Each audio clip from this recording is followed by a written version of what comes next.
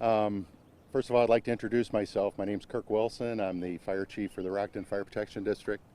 And as you can see behind me, the current situation at the Chemtool plant on Prairie Hill Road is still an active situation. We still have fire conditions that are happening at this time, but we do have an incident action plan in place. And before I describe that, I need to say thank you to not only the community, but the state of Illinois as well. We have had so much cooperation from our local, state, and federal authorities throughout this incident, getting resources in to helping us mitigate this unfortunate situation. There's a lot going on right now, and I understand that there are questions on why the fire is still actively burning, but we needed to come up with a game plan that was not only going to help with firefighter safety and the safety of our personnel at the scene, but also to protect our community from any environmental impact that may happen with this whole situation.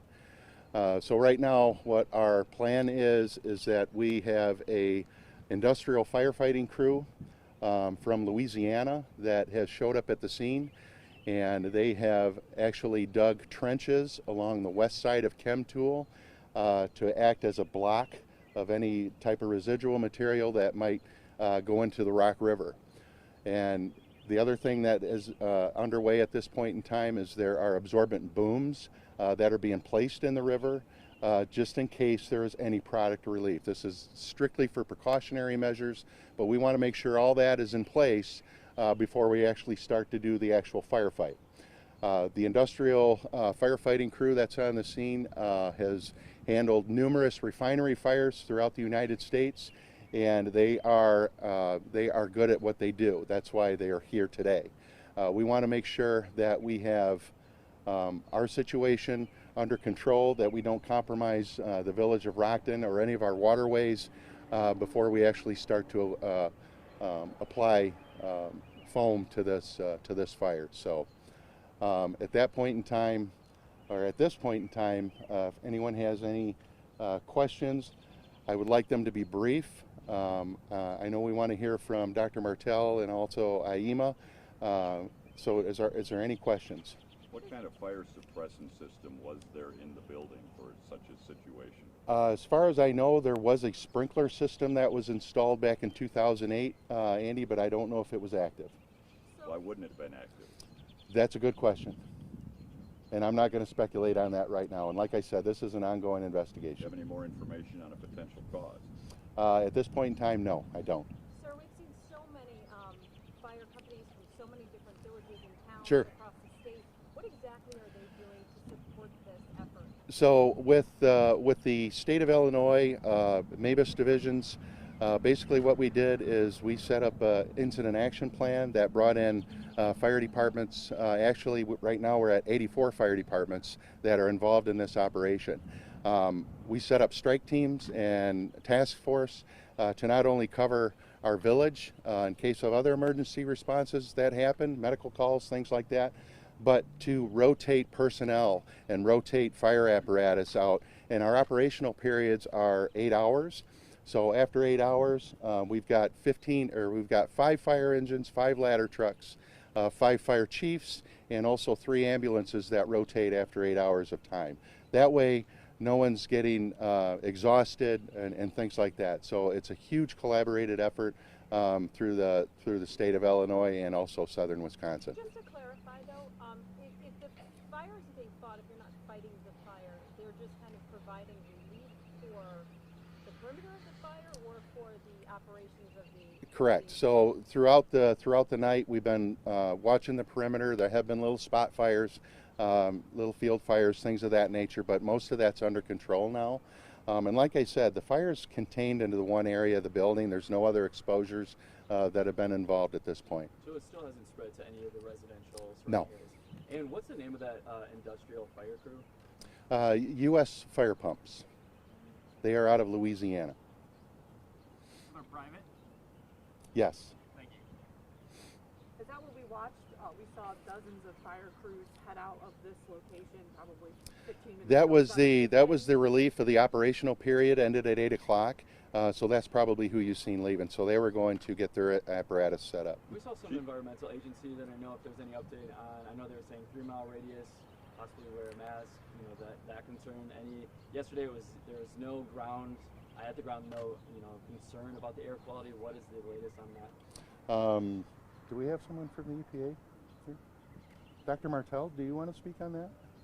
We do not have the data yet from Okay. the EPA from this morning. Okay. We watched the plume, and again, the mile radius has not changed for the evacuation Right. zone, nor has the 3-mile radius to wear a mask changed. Is it still, you know, turn off the AC, keep your windows closed? Yes. Yeah, we still have that order in effect. So as like Dr. Martell mentioned, the 1 mile radius still remains in effect. So what the game plan is when we have the river secure and we feel confident that we're ready to apply foam, we want to get the smoke plume down. The objective for U.S. fire pumps is to apply a blanket of foam on the burned areas and also to extinguish the still burning 500,000 gallons of oil that's still burning. So once that's done and we can get the smoke plume to dissipate and we are ensure that air quality is good in the area, ground air quality, then we can start looking at bringing our residents back into our community. But right now I can't speculate on that time. So you said there's still a 500,000? There was as of last night, Okay. and it's burning at a rate of about 1 inch per hour. Is that what you had anticipated to be burning at? Is this smoke plume about what you thought you'd see this morning? Yes, Andy, and if we let this continue to burn, they were speculating it could take up to 7 days for it to completely burn off. Any timeline on when you can get this river protected to when you can start putting the The river should be protected by 11 o'clock this morning, so we have the EPA deploying the booms at this point. They're doing so as we speak, and once we get the go-ahead that they feel that the river is protected, then we'll start with suppression operations. Sir, this morning in watching the smoke, I saw it turn red at a certain point. It was red and then it was dark gray, turned back to red. What's that red that we were Well, what you were seeing is actually after the U.S. Fire pump crew got their equipment set up, they actually ran a test and they actually put some foam product on the fire for about 30 seconds, and then we stopped that just to make sure that everything was working properly. That was the red. So yeah, so you'll see that change in color of smoke. Right now it's burning black because it's free burning. Once we put a water application or foam application on it, you're going to see a color change. Should people be watching the direction of the wind, like residents, and should they also? Oh yeah, absolutely. We're asking all of our residents to stay vigilant, and again, I can't ask enough, please be patient. This is a large-scale operation that's going to take some time, so please be patient. And air conditioners off, windows closed? Yes, that's what we're saying, so What absolutely. are you saying to evacuees that are at Roscoe Middle School right now? What kind of direction or information are you able to provide them? Basically, we're telling them the same thing. Just please be patient with the fire crews and the operations that are going on right now. So at this The time air it's still quality too is- early to really indicate when they'll be able to return home? Yeah, we don't want to speculate on when that's going to happen because we want to make sure that things progress in a positive way before we let residents come back. If the ground air quality is still good, why is the mandatory evacuation still in place? Just for community safety, Andy. That's basically it. We want to be as safe as possible. We want to protect our residents. We don't want to have something happen that's gonna cause a problem later in the future. I know what Dr. Martell just said, it takes a little bit to you really figure out what the air quality is. Do you have a timeline on when the environmental agencies will have a better idea on what the air I don't have a timeline on that, but I do want you to know that air monitoring devices have been set up throughout our community and also into the Roscoe area where the evacuation site's located, and we are getting good ground quality air right now, so we have no contaminants or anything like that to report on. With Besides the those damage to the monitor systems that you facility, have, is what there are any other exactly damage you done to any of the homes or any other property besides just the facility, as you guys know? Not that I'm aware of. Now, there was debris. There were several explosions throughout yesterday morning and also into the afternoon, but that's basically building debris. And my understanding is that There's no chemicals that's mixed in with that, so that's basically what that was. For people who have debris in their lawns, what are you recommending as far as cleanup? We're asking if they could, if they have debris in their lawns, again, this is building debris, if they can rake it up and put it in a trash bag. Again, we don't see any contaminants or any problems with that. We had people were drive up to us reports of- with black specks of tar on their car. I don't know. I mean, obviously it's just whatever's coming. But So when fire burns, those are hydrocarbons, Okay. and when that smoke, when the smoke plume does what it does, as you can see behind me, basically it drops hydrocarbons out of the air, and that's what you'll see. So One firefighter sustained minor injuries. Can you give an update on their condition? that individual is doing well. He was actually released from the hospital yesterday afternoon. He went to the to be evaluated for smoke inhalation, and we had one other injury to a firefighter with a leg injury. He was released on scene. So Any other injuries? no. How long do you anticipate the process is for the U.S. pump to foam the fire and get it to quell? So once the protective booms are in place in the river, then the U.S. fire pumps will start suppression with their heavy foam applicators. As far as a timeline, Andy, I don't have that. We'll just see how operations go. So there was a massive chemical explosion at the Lubrizol Chemtool plant in Rouen, France in September of 2019, and I have a viewer who's asking if this investigation is going to be conducted to align with public health and community support response for like environmental and things like that this time around as they did in 2019. Oh, absolutely. Like I said, we have several agencies here, state, federal, and local agencies. We have the ATF on scene right now. We're working in conjunction with them along with our local law enforcement to do any investigation. In the fire investigation, is there any indication or any criminal elements? Right now, I can't speculate on that, but I don't have any information. I know you can't speak on the sprinkler system, but there's a report going around that it was not working because it was being upgraded. Can you speak on that at all? I don't know. Our preliminary investigation has not happened yet with the employees from Lubrizol, so I'm not sure about that, and I can't answer that question. Sir, forgive me, just to clarify, it's 1 mile radius has been evacuated, businesses and residents, correct? Right. And then the 3 mile radius is for masks? Is for masks. So if you're in direct contact with the smoke plume, then yes, exactly. Just like Dr. Martell said, if you're within that 3 mile radius, we recommend you wear a mask. Maybe an obvious answer, but why such a large effort to try and protect the river? It's environmental. And if we let product go into the river, I think we would have more of an environmental impact and more of a nightmare than this actual fire. So. And we talked about keeping that water quality good, and yesterday you had said there was no contamination. Is that still the same today? Yeah, there is no runoff in the river to speak of at this point, but like I said, we've been closely monitoring that, and you have to understand that this river does feed our town, and also well systems and things of that nature. So it's very important that we keep the water clean. And that was my next question for the air debris. Obviously, for open wells or for pools, those kinds of things that are open to debris or air quality, what should be done about that, especially for people who might have to do that themselves for water quality? Again, they're gonna try to have to remove the debris, and if they have to put in pool chemicals or things of that nature to neutralize the water, then they'll have to contact their local pool provider, their water provider.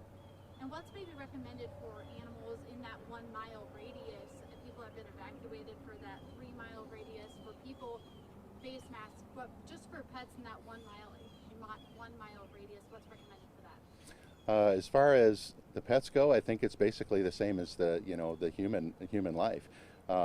Get them out of there, and don't leave your pets at home. Take them with you if you're in that evacuation zone.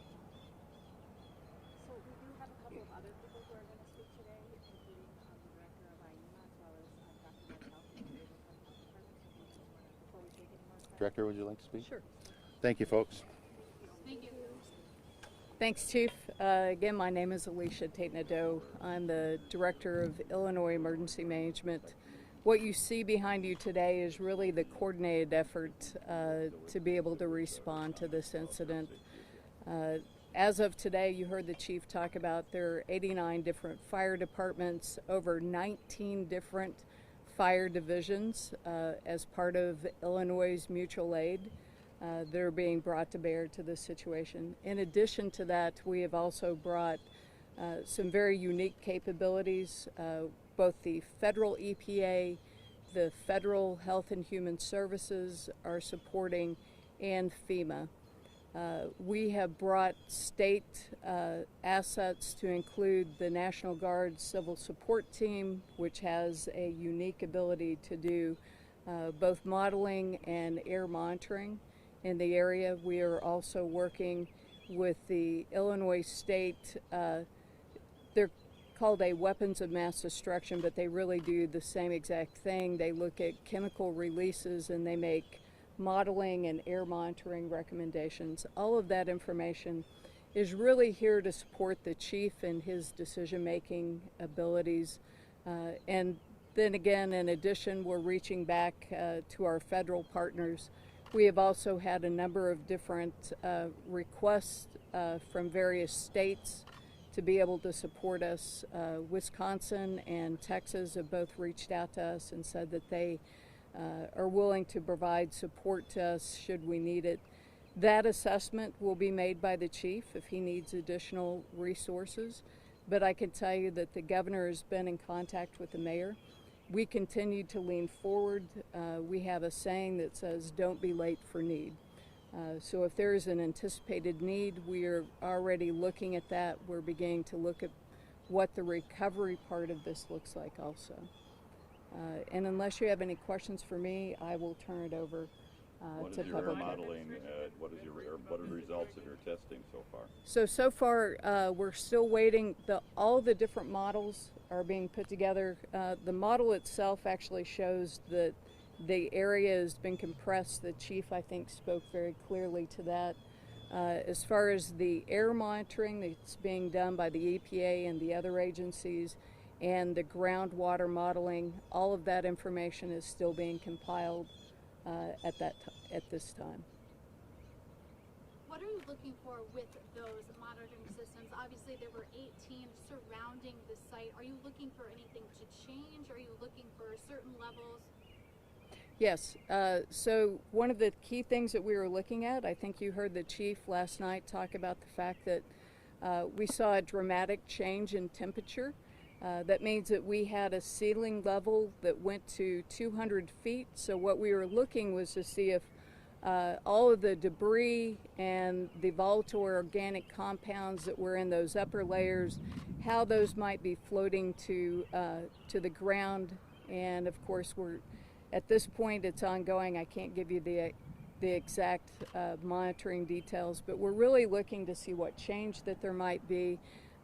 So that will lead us to if there's any indication to concerns with life safety.